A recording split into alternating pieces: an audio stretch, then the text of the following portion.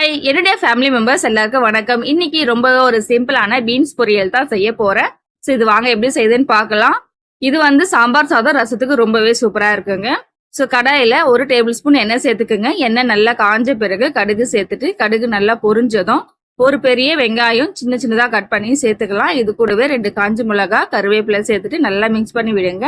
வெங்காயம் நல்லா கண்ணாடி பதம் வந்த பிறகு நான் 1/4 கிலோ பீன்ஸ் கட் பண்ணி சேர்த்துக்கிறேன். இது கூடவே உப்பு தேவையான அளவுக்கு சேர்த்துட்டு நல்லா மிக்ஸ் பண்ணி விட்டுட்டு மூடி போட்டு ஒரு 5 நிமிஷம் லோ ஃப்ளேம்ல வேக விடுங்க.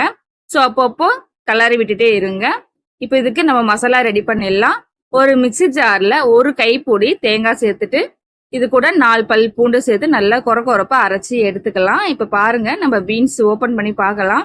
பீன்ஸ் நல்லாவே வெந்துடுச்சு. இப்போ இது கூட 1/2 ஸ்பூன் மஞ்சத்தூள், 1 ஸ்பூன் மிளகாய் தூள் சேர்த்து நல்லா மிக்ஸ் பண்ணி விட்டுட்டு இப்போ நம்ம அரைச்சி வச்சிருக்க மசாலாவையும் சேர்த்து நல்லா மிக்ஸ் பண்ணி விட்டுக்கலாம். ஒரு 20 செகண்ட் நல்லா மிக்ஸ் பண்ணி விட்டீங்கன்னா அந்த பச்சை வாசனை எல்லாம் போயிட்டு உங்களுக்கு பொரியல் ரெடி ஆயிடும். இப்போ நம்மளுக்கு பொரியல் ரெடி ஆயிடுச்சு.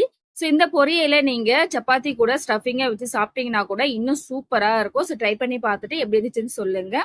ஸோ இந்த வீடியோ பிடிச்சிருந்தா லைக் பண்ணுங்க, ஷேர் பண்ணுங்க. இன்னும் நம்ம சேனலை சப்ஸ்கிரைப் பண்ணாதவங்க சப்ஸ்கிரைப் பண்ணிக்கோங்க.